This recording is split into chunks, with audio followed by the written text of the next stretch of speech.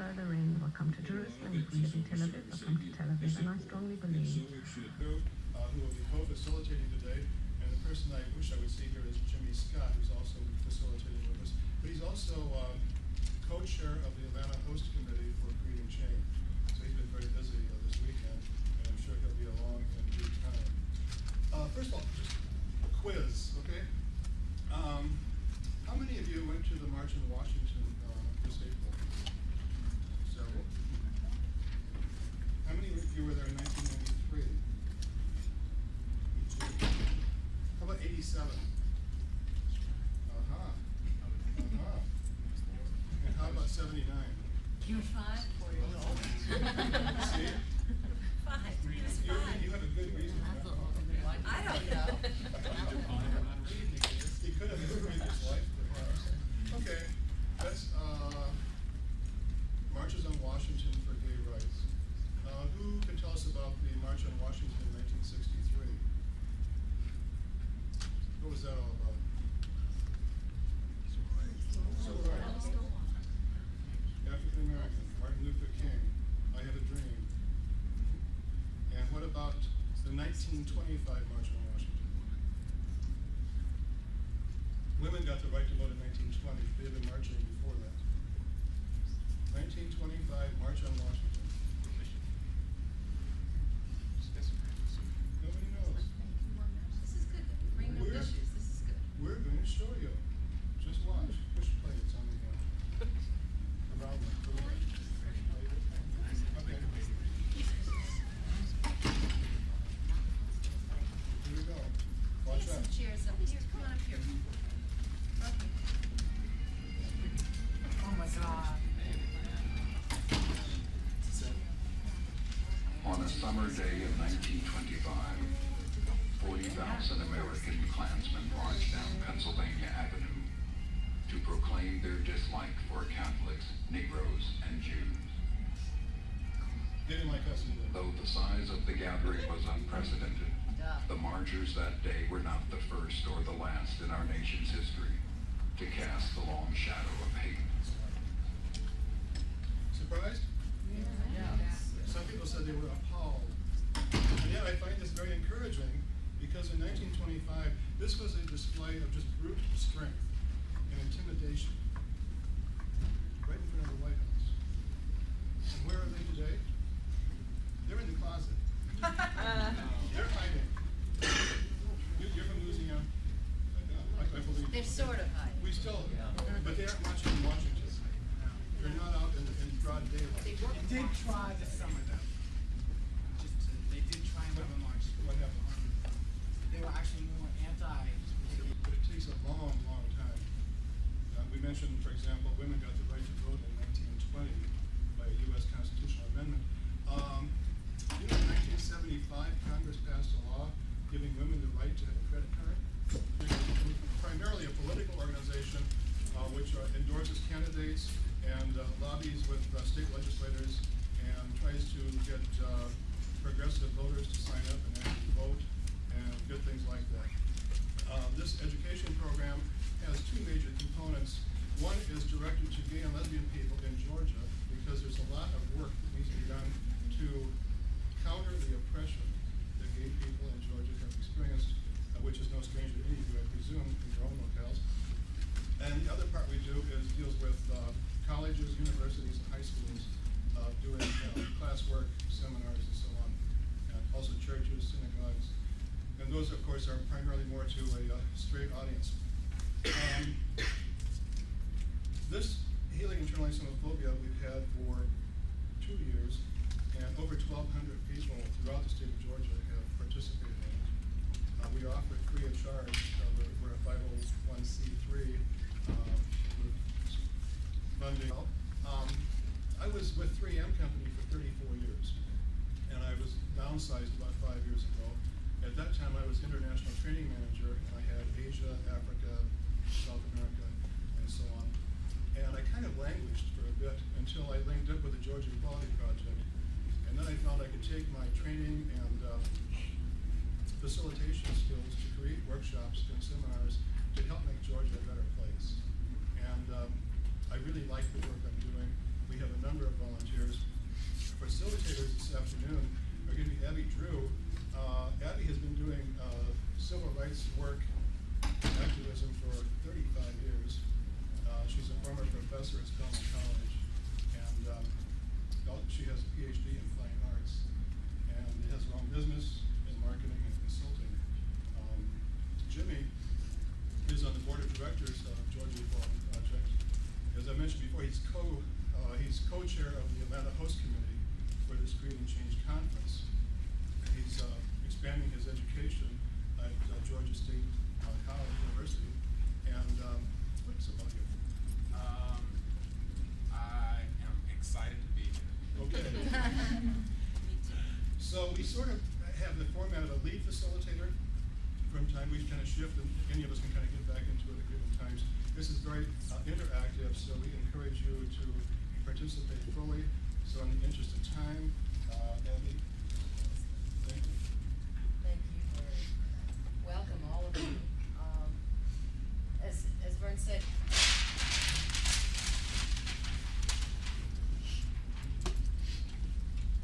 take a nice break today.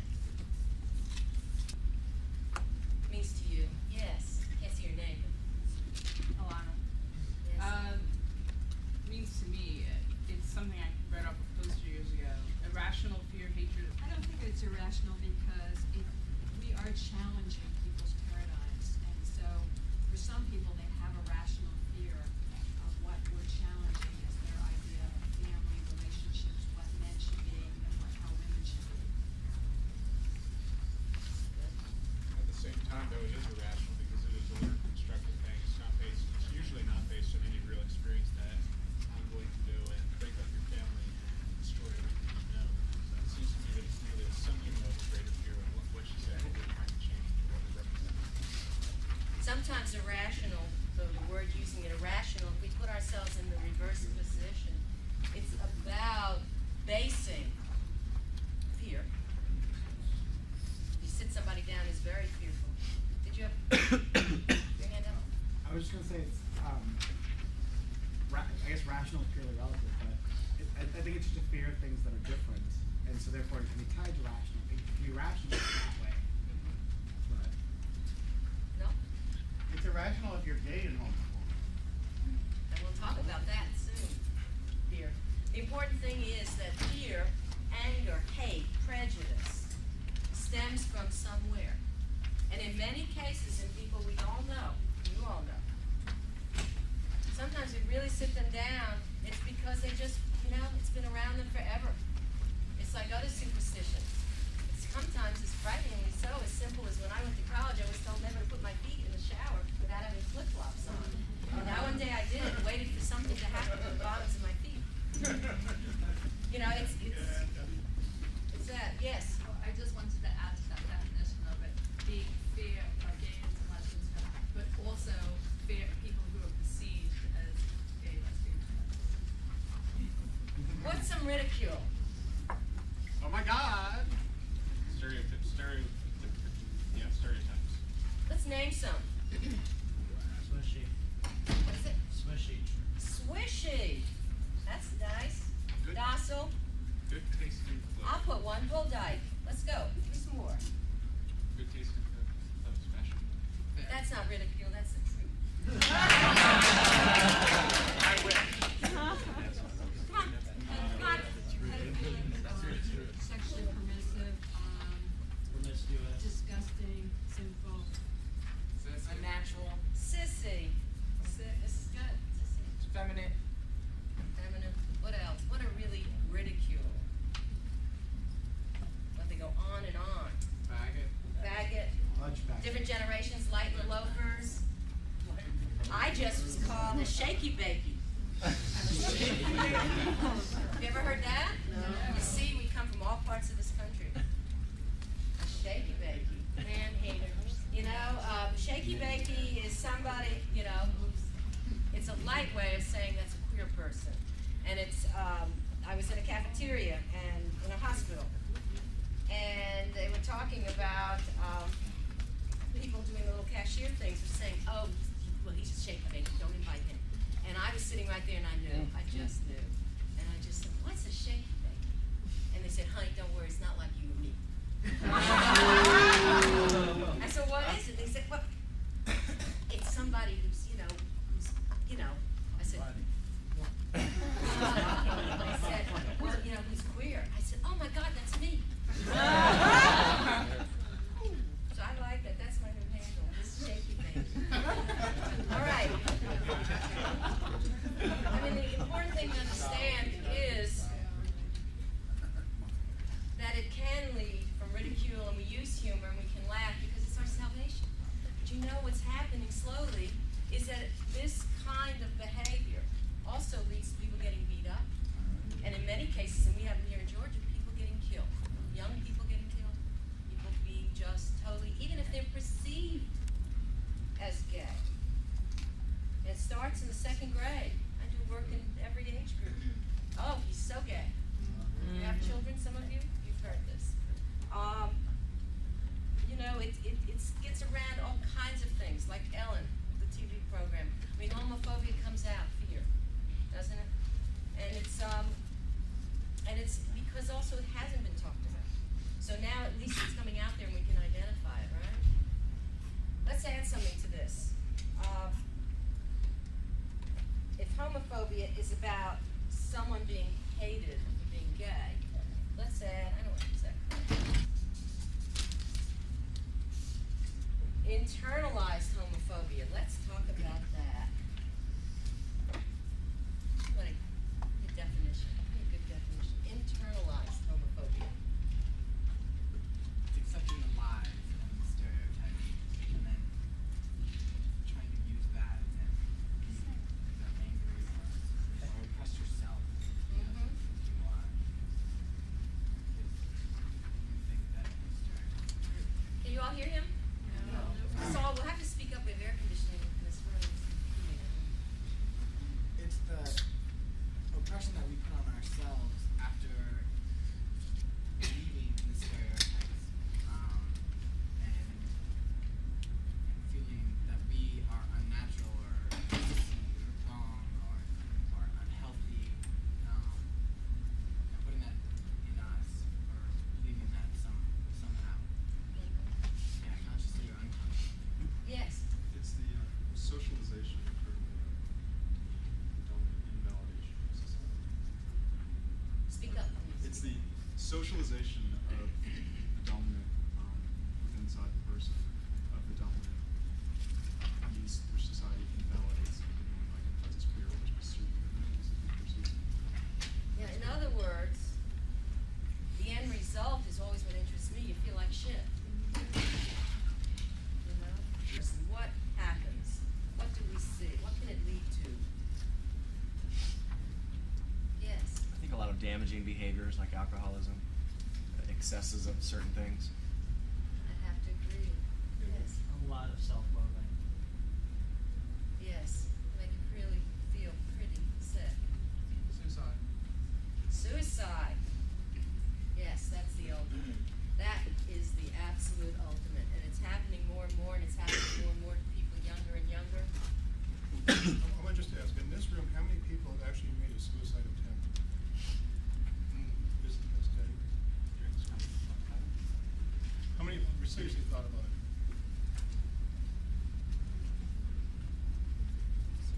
You know, we have a lot of pressure on us in society. Of course, you know, you come to this conference and live your daily life. And one of the things that is so subtle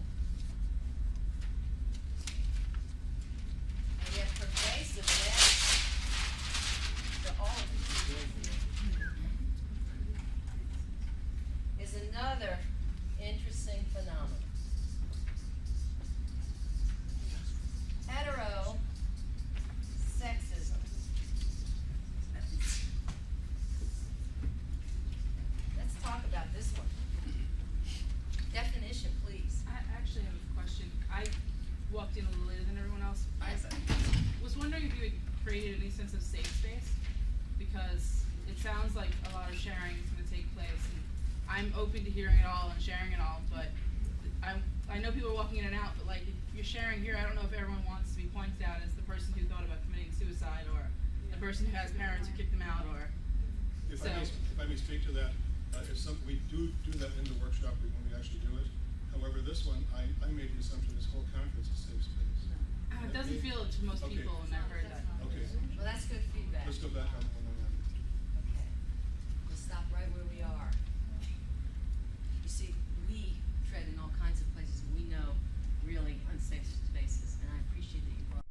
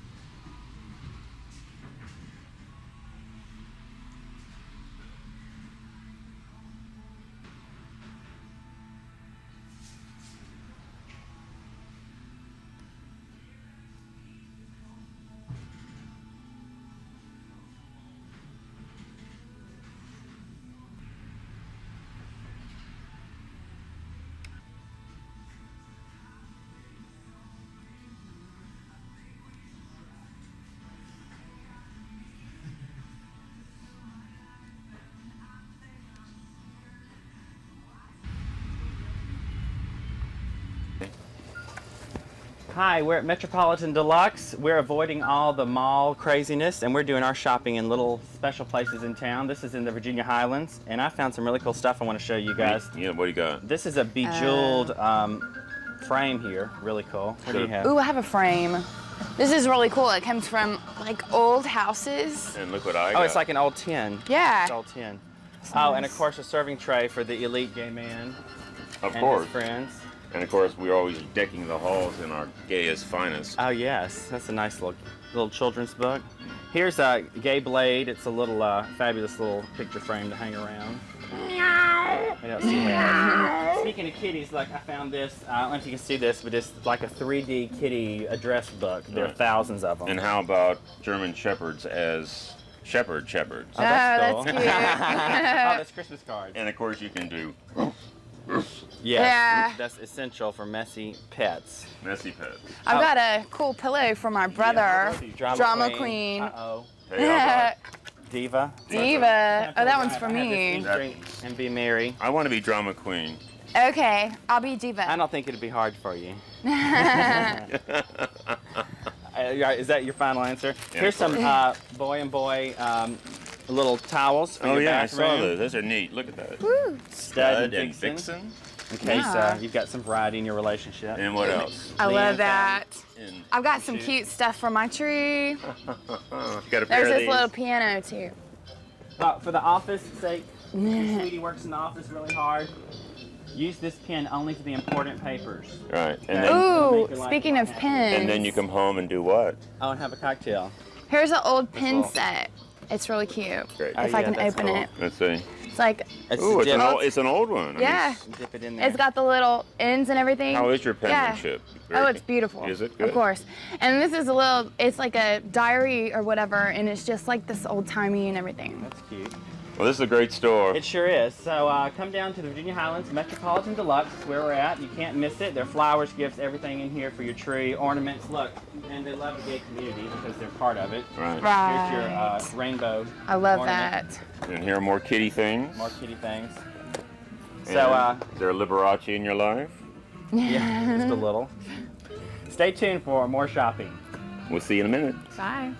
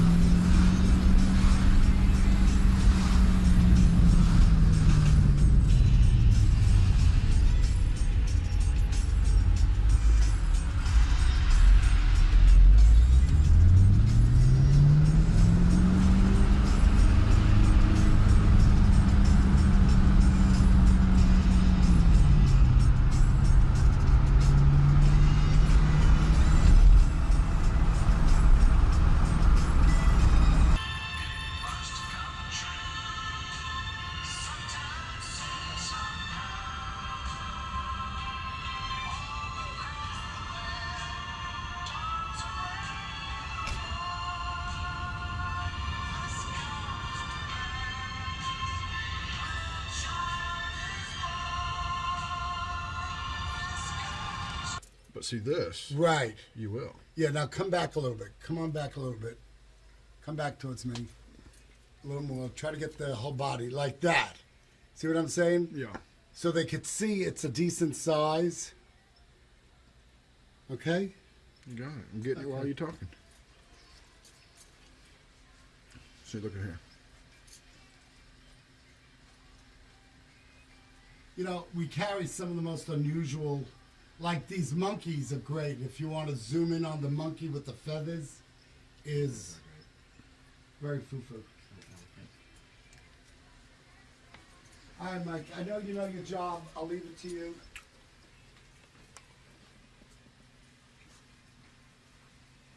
You have to write a VO for this thing.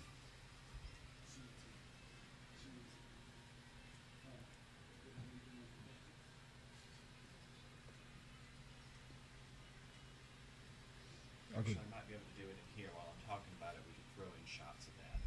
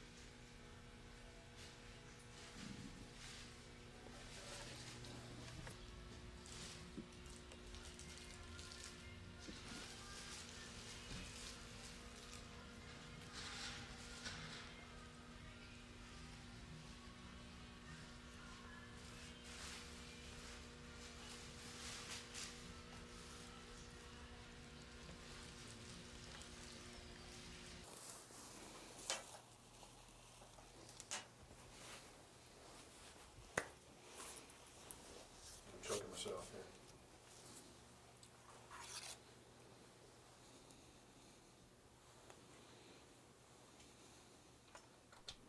Okay.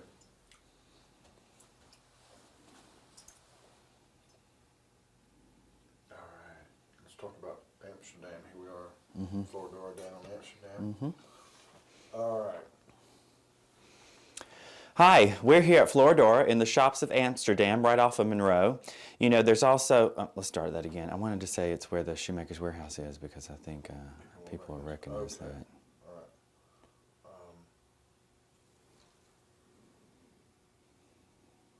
Okay.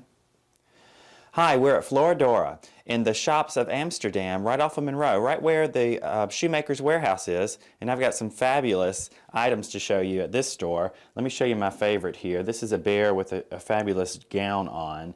There are more ornaments for your tree at this place than you can shake a stick at. You would not believe. I also have the Miss Nellie the Nurse Shark. Look at that. That's too much. These are the most extraordinary ones I've seen this year. And there's some nice collectibles. Here's a Miss Diva Mermaid. I don't know if you can get a shot of her. She's pretty incredible. This store has fabulous mirrors, incredible topiaries, lamps, all sorts of items. Of course, there's all this glassware, wide range of ornaments, like I said earlier. Some harlequins. Look at this. This is nice. It's a really nice collectible piece. It's also got some outdoor items that you'd want for your home and garden. There are flowers like you would not believe. Everything. Christmas items, Christmas trees. Cut that. Hi, we're here at Floridora in the Amsterdam shops right off of Monroe. You know, Shoemaker's Warehouse is here. You can't miss it. Let me show you the incredible items that they have for your Christmas tree this year. This is like a drag queen ballroom gown bear, which is just incredible. We also have things like this shark. It's Nellie the Nurse Shark. Floridora has everything you need for Christmas. Christmas trees, flowers, lamps, incredible mirrors, really some nice large pieces, as well as small collectibles too. Here's a nice harlequin that you can get if you've got somebody that likes to collect these. Monkeys. Have you ever put a monkey on your Christmas tree? Here are monkey ornaments There's some here, and there's some throughout the store. They're incredible. I've never seen anything like that. Let's go see what else is in the store.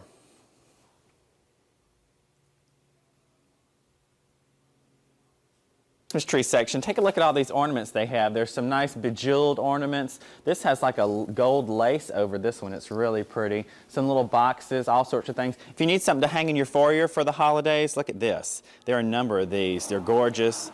They're not too expensive and glamorous. Very good looking. Let's go see what else we got over here. Okay. All right, take a look at all these lamps that Floridor has. They're incredible. These wonderful chairs, these seats, of course the topiaries, this mirror. There's a number of these in here that are really, really nice gifts if you want to really do something special for someone. And there's some fabulous posters and paintings around here also. It'll be a little difficult to get under the tree, but if you've got somebody that has everything, see if they'd like one of these huge 6-foot vases. I don't know what you'd put in there, but you could put your Christmas tree in there actually, probably. Now,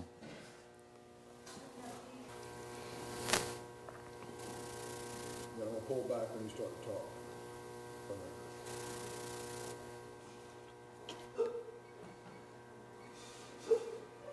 Look at all these silk flowers they have here. If you want to let the inner florist in you come out, grab some of these, put some together. They're not live, so you can't kill it and it won't die. It'll stay forever. You can rearrange it. All sorts of kind. If you can't find the flowers that you want here, they don't make them, honey.